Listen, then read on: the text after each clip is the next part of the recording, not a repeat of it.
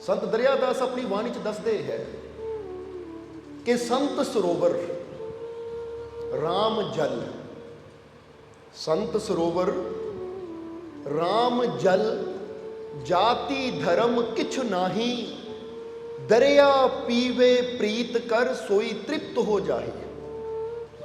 जरा समझना, ये श्लोक ये शब्द दो लाइनां दा है, पर अगर इसकी गहराई नूं समझिया जाए तो ये दो लाइनां दे शब्द के अंदर वो बहुत कुछ समझा रहे हैं। समझा रहे हैं कि परमात्मा की है और संत की है, और जे असी परमात्मा नूं प्राप्त करना है तो फिर परमात्मा की प्राप्ति सानू किस तरह हो सकती है। और जे जीवन च असी तृप्ति चाहते हैं, तृप्ति का मतलब तुसीं समझदे हो कि नहीं? तृप्ति का मतलब है हुण मेरी कोई भुख नहीं रह गई, कोई प्यास नहीं रह गई, मैं तृप्त हो गया, मेरिया सारिया भुखा सारिया प्यासा ही खत्म हो गई, कोई इच्छा नहीं रह गई। बंदा कहता मेरी आत्मा हुण तृप्त है, बस शुक्र है उसका। सो किहड़ा इंसान तृप्त हुंदा है?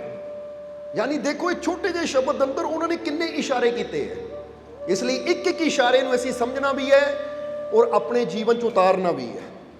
क्योंकि हमेशा ऐसी ये गल दसी दी है कि संतां दे वचन सिर्फ सुनन वास्ते नहीं हुंदे, समझ के उत्ते अमल करना पैंदा है, इस वास्ते हुंदे है कि जे जीवन च असीं कुछ लाभ लेना है, जे जीवन च असीं कुछ हासिल करना है, जे जीवन च असीं कामयाबी चाहते हैं, तो फिर संतां दे वचनां नूं सुनो भी, समझो भी, और उस ते जिन्ना हो सकदा अमल करन दी कोशिश भी असीं जरूर करिए।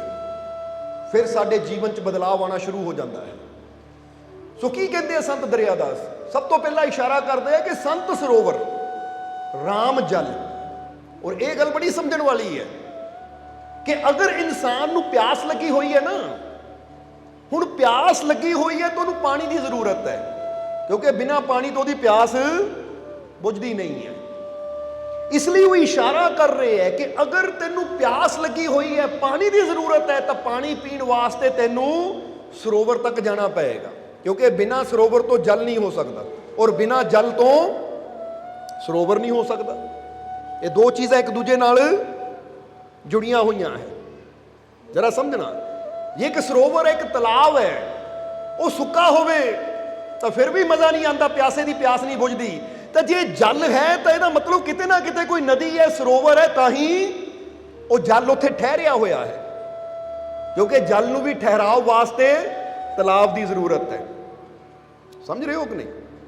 इसलिए इत्थे दरियादास दसदे है, संत दरियादास की कहते हैं कि संत सरोवर राम जल, कि ऐ प्यारिया अगर तेनू भी जीवन दे विच एक प्यास है, चाहे वह प्यास असी दुखों की कह लीए, परेशानियां की कह लीए, या जन्मां जन्मां की कह लीए, जिहदे बारे गुरुआं ने फरमान किया बहुत जन्म बिछड़े थे माधो, कि कई जन्मां तो तू बिछड़िया होया है, ये कई जन्मां की तेरी प्यास है, और अगर तू चाहता है इस जन्म में तेरी प्यास पूर्ण हो जाए, यानी तू तृप्त हो जाए, तो फिर तेनू सरोवर को जाना पड़ेगा। और सरोवर कौन है? संत। जरा समझना कि तेनू सरोवर के कोल जाना पड़ेगा। हुण वो सरोवर तो संत है, पर उस सरोवर के अंदरला जल कौन है? उथे जल है वो राम, राम जल। जरा समझने वाली चीज है। हुण जे सानू जल की जरूरत है, जे असीं जल पीना चाहते हैं, तो बिना सरोवर के कोल गया असीं जल नूं प्राप्त नहीं कर सकते। जिद्दां बंदा कह देवे ना वो घड़े च पानी है, जे मैनू पानी चाहिए तो मैनू घड़े कोल जाना ही पैना है। हुण बंदा कहे मैनू पानी भी चाहिए, घड़े कोल भी नहीं जाना, तो फिर पानी तक कदी असीं पहुंच ही नहीं पावांगे, क्योंकि पानी है घड़े दे अंदर ही। ठीक है, घड़ा पानी नहीं है, घड़ा अलग है, पानी अलग है, पर है पानी घड़े दे अंदर ही, जाना उहदे तक ही पैना है। ताही तो कहा जाता ना कि आदम को खुदा मत कहो, आदम खुदा नहीं, लेकिन खुदा के नूर से आदम जुदा नहीं। कि बंदे नूं असीं रब नहीं कह सकते कि बंदा और रब, जरा ध्यान देना कि बंदे नूं असीं रब नहीं कह सकते, पर फिर भी कहते हैं कि बंदे नूं रब नहीं कहा जा सकता, क्योंकि बंदा बनिया पंजा तत्तां तो, और रब शक्तिशाली हो तो नूर रूप है, प्रकाश रूप है। पर फिर भी दसिया गया है कि इंसान पंजा तत्तां तो बनिया है, पर फिर भी ये अंदर ओदा नूर ही काम करता है। जे ओदा नूर ना होवे तो मिट्टी का बेजान पुतला, फिर तो तुसीं देखदे ना मुर्दे अंदरों जान निकलती है तो की हाल होंदा है। ਨਾ ਹਿਲ ਸਕਦਾ ਹੈ, ਨਾ ਬੋਲ ਸਕਦਾ ਹੈ, ਨਾ ਚੱਲ ਸਕਦਾ, ਫਿਰ ਤਾਂ ਮਿੱਟੀ ਹੈ। ਉਹ ਨਜ਼ਰ ਆਉਂਦਾ ਹੈ ਕਿ ਲੈ ਵੀ ਆ ਮੁਰਦੇ ਦੇ ਹੱਥ ਹੈ, ਆ ਮੁਰਦੇ ਦੇ ਪੈਰ ਹੈ, ਆ ਮੁਰਦੇ ਦੀਆਂ ਅੱਖਾਂ ਹੈ, ਪਰ ਹੈ ਤਾਂ ਮਿੱਟੀ। ਕਿਉਂਕਿ ਅੱਖਾਂ ਕਿਸ ਕੰਮ ਦੀਆਂ, ਹੱਥ ਪੈਰ ਕਿਸ ਕੰਮ ਦੇ, ਜਿਸ ਤੋਂ ਕੋਈ ਹਰਕਤ ਹੀ ਨਾ ਹੋਵੇ। ਫਿਰ ਤਾਂ ਜਿੱਦਾਂ ਕੋਈ ਮਿੱਟੀ ਦਾ ਬੁੱਤ ਰੱਖਿਆ ਹੋਵੇ, ਮਿੱਟੀ ਦਾ ਪੁਤਲਾ ਰੱਖਿਆ ਹੋਵੇ, ਇੱਕ ਮੁਰਦੇ ਨੂੰ ਰੱਖਿਆ ਹੋਵੇ, ਤਾਂ ਉਹਨਾਂ 'ਚ ਫਰਕ ਕੀ ਹੈ? ਨਾ ਮਿੱਟੀ ਦਾ ਬਣਿਆ ਬੁੱਤ ਹਿਲ ਸਕਦਾ ਹੈ, ਤਾਂ ਨਾ ਮੁਰਦਾ ਹਿਲ ਸਕਦਾ ਹੈ। ਯਾਨੀ ਹੁਣ ਇੱਕ ਸਮਾਨ ਹੈ। ਇਸ ਲਈ ਜੇ ਸਰੀਰ ਨੂੰ ਦੇਖਿਆ ਜਾਵੇ ਤਾਂ ਸਰੀਰ 5 ਤੱਤਾਂ ਤੋਂ ਬਣਿਆ ਹੈ, ਪਰ ਜੇ ਸਰੀਰ ਦੇ ਅੰਦਰ ਛੁਪੀ ਆਤਮਾ ਨੂੰ ਦੇਖਿਆ ਜਾਵੇ ਤਾਂ ਆਤਮਾ परमात्मा ਦਾ ਹੀ रूप है, अंश है। इसलिए कहते आदम को खुदा मत कहो, आदम खुदा नहीं, लेकिन खुदा के नूर से आदम जुदा नहीं। इसलिए ये वजूद के अंदर हुंदियां होया भी इंसान किते ना किते परमात्मा नाल कनैक्टेड है, यानी उहदे नाल जुड़िया होया है। हुण बस असीं वो जोड़ नूं ही समझण की कोशिश करनी है कि वो किहड़ी चीज़ है जो सानू साडे रब नाल जोड़ रही है। जिस नूर तो असीं बने हैं, जिस नूर तो असीं चल फिर रहे हैं, खा रहे हैं, देख रहे हैं, सुन रहे हैं, वो किहड़ी चीज़ है साडे अंदर जिहड़ी वो नूर नाल जुड़ी हुई है। इसलिए मैडिटेशन के जरिए, ध्यान के जरिए या सिमरन के जरिए, शब्द के जरिए गुरु रहबर सानू उही जोड़ दिखाने की कोशिश करते हैं कि तू शरीर नहीं है, तू परमात्मा दे नाल जुड़िया होया है, उहदा ही रूप है। और जदों इंसान वो चीज़ समझ आ जाती है तो फिर इंसान उस आनंद दे नाल जुड़ जाता है कि इंसान के जीवन दी तकलीफां, दुख, परेशानियां ये सारियां खत्म हो जाती है, यानी थल्ले रह जाती है तो इंसान बहुत ऊपर हो जाता है। इसलिए इत्थे जिद्दां दस रहे हैं संत दरियादास कि जे तैनू पानी की जरूरत है, यानी पानी ओ राम, ओ परमात्मा, ओ प्रभु, जे तू जीवन च परमात्मा नू पाना चाहता है, उस प्रभु नू पाना चाहता है, तो याद रख वो प्रभु रूपी जल की प्राप्ति तैनू संत रूपी सरोवर दे कोल जाके होएगी। समझदे हो कि नहीं? हुण तेरा ध्यान देना, जदों तुसीं किते भी जाते हो, फर्ज करो कुआं है, तुसीं कुएं को जाते हो, देख के वापस आते हो, किसी ने कोई पुछदा कित्थों आया, भाई मैं कुएं कोल गया सी। तुसीं ये नहीं कहंदे मैं कुएं दे पानी कोल गया सी, तुसीं की कहंदे हो मैं कुएं दे कोलों आ रहा। अजकल तो खूह घट है, पर एक मिसाल दे रहे हैं तुहानूं। हुण फर्ज करो तुसीं अजकल के समय के हिसाब नाल बंदा ले लो टूटी लगी हुई है किते, तुसीं टूटी दे कोल 10 मिनट बैठ के आंदे हो, कित्थों आ रहे हैं? टूटी दे कोलों आ रहे हैं, या वो पंप दे कोलों आ रहे हैं, वो मोटर दे कोलों आ रहे हैं, और ट्यूबवैल दे कोलों आ रहे हैं। इदां कहंदे हो ना, ये नहीं कहंदे वो पानी दे कोलों आ रहे हैं, क्योंकि पता है कि पानी है पर ट्यूबवैल दे अंदर है, उहदे जरिए मैनूं मिलना है। इसलिए पहला वो है, बाद में पानी है। जे ट्यूबवैल ही ना होवे तो फिर पानी भी सानू उत्थों प्राप्त हो सकता है। हुण जिस खेत में ट्यूबवैल नहीं, उन्होंने भी पानी लाने वास्ते उस नाल संपर्क करना पैंदा जिहदे कोल ट्यूबवैल है, जिहदे कोल पानी है, कि भाई मैं खेत नूं पानी लाना है, चल मैं तैनूं घंटे के हिसाब नाल 2 घंटे के हिसाब नाल पैसे दे दूँ, ये पानी मेरे वालों मोड़ दे, फिर साडी जमीन तक पानी पहुँचता है। बस इसी तरह समझो कि जल रूपी परमात्मा है, पर वो मोटर रूपी कह लो, तालाब रूपी कह लो, नदी रूपी कह लो, वो संत है। कि जे सानू परमात्मा की कृपा चाहिए है, प्रभु चाहिए है, तो फिर सानू संता रूपी सरोवर तक जाना ही पैना है, फिर ही उतों असी वो कृपा नू प्राप्त कर सकते हैं, वो प्रभु दियां रहमतां नू प्राप्त कर सकते हैं, क्योंकि संतां अंदर उही तो है। संत उस तो जुदा नहीं और वो संतां तो जुदा नहीं। जिदा संत कबीर जी ने बड़ा प्यारा खोल के दस दिता। संत कबीर जी कहते, जरा समझना कि एक शब्द 2 कान है, एक शब्द 2 कान है, एक नजर 2 आंख, जो गुरु गोविंद एक है, झांक सके तो झांक। बड़ी प्यारी गल कही कबीर साहब ने।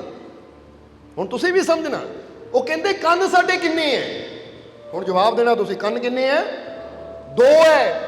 पर जदों असीं कोई भी चीज़ सुनते हैं तो दोनों कन्नां ने इक्को ही सुनते हैं। असीं ये नहीं हुंदा कि एक कन साडा कुछ होर सुन रहा तो दूजा कन साडा कुछ होर सुन रहा है। जब भी असीं ध्यान देवांगे तो कन बेशक 2 है, पर चीज़ एक टाइम असीं इक्को ही सुन सकते हैं। हुण इस वेले या तो तुसीं साडे वचन सुन सकते हो, या कोई चिड़ी बोलती है, किते कोई होर आवाज़ है, उहदे वल ध्यान दे दोगे तो तुहाडा ध्यान साडे वचनां वालों हट जाना है। तो जे पूरी तरह तुहाडा ध्यान साडे वचनां नूं सुन रहा है तो फिर कोई बोली जाए, कोई आवाज़ आई जाए, उधर ध्यान ਜਾਣਾ ਹੀ ਨਹੀਂ। ਇਹਦਾ ਮਤਲਬ ਕੰਨ ਤਾਂ ਦੋ ਹੈ ਪਰ ਕੰਮ ਇਹ ਇੱਕੋ ਹੀ ਕਰਦੇ ਹੈ। ਇਹ ਨਹੀਂ ਕਿ ਦੋ ਕੰਨ ਤੇ ਦੋ ਕੰਮ ਕਰਨੇ ਹੈ, ਆਹ ਸੱਜਾ ਕੰਨ ਕੁਛ ਹੋਰ ਕਰ ਰਿਹਾ ਤਾਂ ਖੱਬਾ ਕੰਨ ਕੁਛ ਹੋਰ ਕਰ ਰਿਹਾ, ਨਹੀਂ। ਉਹ ਕਹਿੰਦੇ ਕੰਨ ਦੋ ਹੈ ਪਰ ਕੰਮ ਇਹਨਾਂ ਦਾ ਇੱਕੋ ਹੀ ਹੈ, ਅੰਦਰੋਂ ਕਨੈਕਟਡ ਹੈ, ਜੁੜੇ ਹੋਏ ਹੈ। ਚਾਹੇ ਇੱਧਰਲੇ ਕੰਨ ਚੋਂ ਆਵਾਜ਼ ਆਵੇ ਚਾਹੇ ਇੱਧਰਲੇ ਕੰਨ ਚੋਂ ਆਵਾਜ਼ ਆਵੇ। ਹੁਣ ਜੇ ਇੱਧਰੋਂ ਆਵਾਜ਼ ਆ ਰਹੀ ਤਾਂ ਆਹ ਕੰਨ ਨੇ ਵੀ ਉੱਧਰ ਜੁੜ ਜਾਣਾ ਹੈ, ਤਾਂ ਜੇ ਇੱਧਰੋਂ ਆ ਰਹੀ ਆਹ ਕੰਨ ਨੇ ਵੀ ਕਨੈਕਸ਼ਨ ਜੁੜ ਜਾਣਾ, ਕਿਉਂਕਿ ਅੰਦਰੋਂ ਇਹ ਇੱਕੋ ਹੀ ਹੈ। ਇਸ ਲਈ ਉਹਨਾਂ ਕਿ ਸ਼ਬਦ ਇੱਕ ਹੈ ਪਰ ਕੰਨ ਦੋ ਹੈ। ਇਦਾਂ ਹੀ ਇੱਕ ਨਜ਼ਰ ਦੋ ਆਂਖ। ਹੁਣ ਸਮਝ ਲਓ ਕਿ ਅੱਖਾਂ ਕਿੰਨੀਆਂ ਹੈ? ਦੋ, ਪਰ ਦੇਖਦੀਆਂ ਇੱਕੋ ਹੀ ਚੀਜ਼ ਨੂੰ ਹੈ। ਹੁਣ ਇਹ ਨਹੀਂ ਕਿ ਬੰਦਾ ਕਹਿੰਦਾ ਮੇਰੀਆਂ ਦੋ ਅੱਖਾਂ ਤੇ ਇੱਕ ਅੱਖ ਨਾਲ ਮੈਂ ਕੁਝ ਹੋਰ ਦੇਖ ਰਿਹਾ, ਦੂਜੀ ਨਾਲ ਕੁਝ ਹੋਰ ਦੇਖ ਰਿਹਾ। ਇਦਾਂ ਹੁੰਦਾ ਕਦੀ? ਹੁਣ ਤੁਸੀਂ ਕਰਕੇ ਦੇਖ ਲਓ ਕਿ ਸਾਨੂੰ ਵੀ ਦੇਖਣਾ ਤਾਂ ਨਾਲ ਕੁਝ ਹੋਰ ਵੀ ਦੇਖੋ, ਹੋ ਹੀ ਨਹੀਂ ਸਕਦਾ ਕਦੀ। ਜਦੋਂ ਧਿਆਨ ਜਾਏਗਾ ਤਾਂ ਜੇ ਐ ਨੂੰ ਕਰਾਂਗੇ ਦੋਨੇ ਇਕੱਠੀਆਂ ਜਾਣਗੀਆਂ, ਐ ਨੂੰ ਕਰਾਂਗੇ ਦੋਨੇ ਇਕੱਠੀਆਂ ਜਾਣਗੀਆਂ, ਉੱਪਰ ਕਰਾਂਗੇ, ਯਾਨੀ ਅੱਖਾਂ ਬੇਸ਼ੱਕ ਦੋ ਹੈ, ਚੀਜ਼ ਇਹਨਾਂ ਨੇ ਇੱਕੋ ਹੀ ਦੇਖਣੀ ਹੈ, ਉੱਧਰ ਪੂਰੀ ਤਰ੍ਹਾਂ ਕੇਂਦਰਿਤ ਹੋ ਜਾਣਾ ਹੈ। ਹੁਣ ਜੇ ਅਸੀਂ ਕਹੀਏ ਸਾਡੇ ਹੱਥ ਵੱਲ ਦੇਖੋ, ਤੁਹਾਡੀਆਂ ਅੱਖਾਂ ਦੋ ਹੈ ਪਰ ਨਜ਼ਰ ਜਦੋਂ ਇੱਥੇ ਪੂਰੀ ਜੁੜ ਗਈ ਤਾਂ ਫਿਰ ਨਜ਼ਰ ਤਾਂ ਇੱਕੋ ਹੀ ਚੀਜ਼ ਆਣੀ ਹੈ।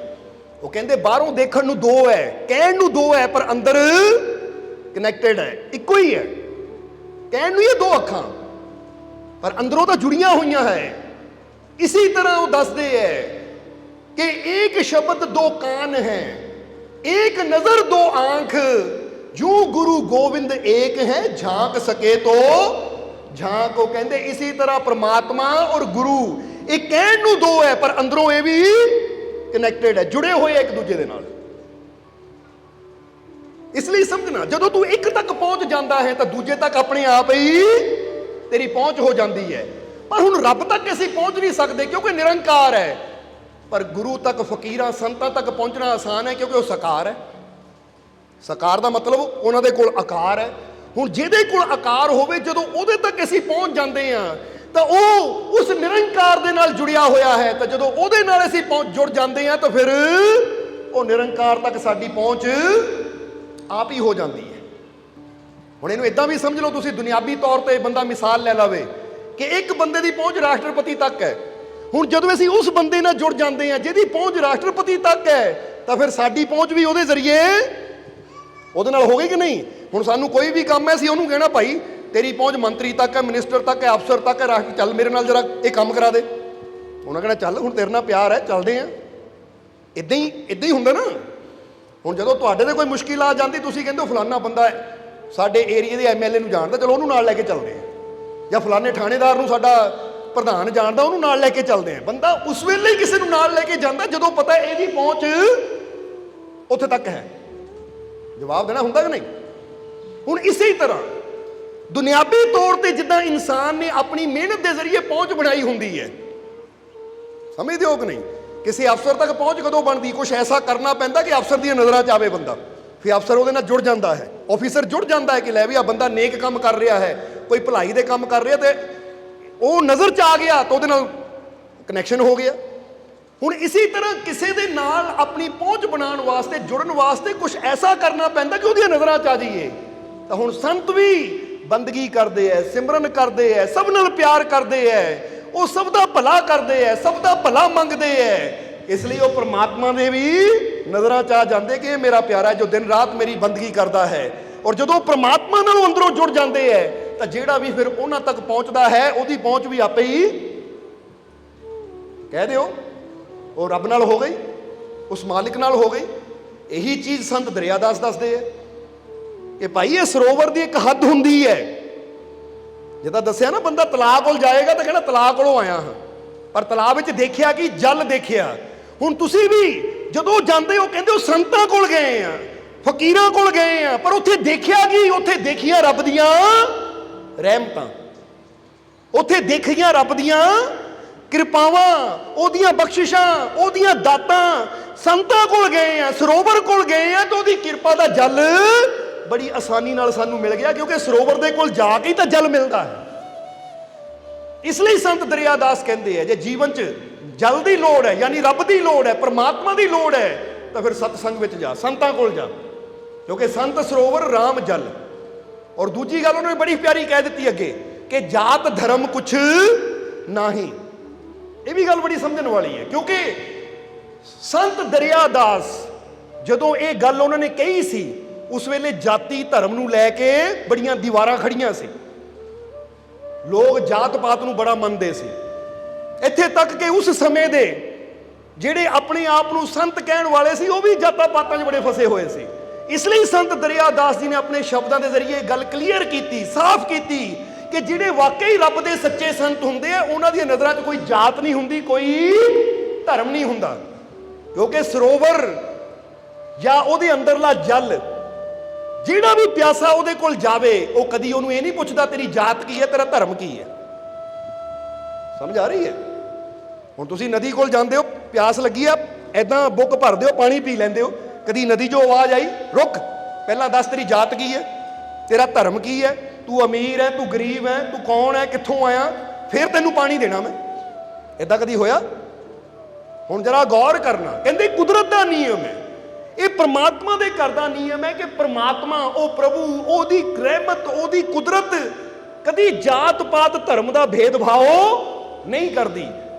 तो बहुत जगह देखिया होया है कि जिथे लोगों नूं जातां पातां दे विच वंड दिता जाता है, तेरी जात ये है, तेरा धर्म आ है, तू आ है, तू उत्थे नहीं जाना, तू आ नहीं करना, तू वो नहीं करना, एक दूजे नालों ही तोड़ के इंसान नूं रख दिता जाता है। जरा समझना।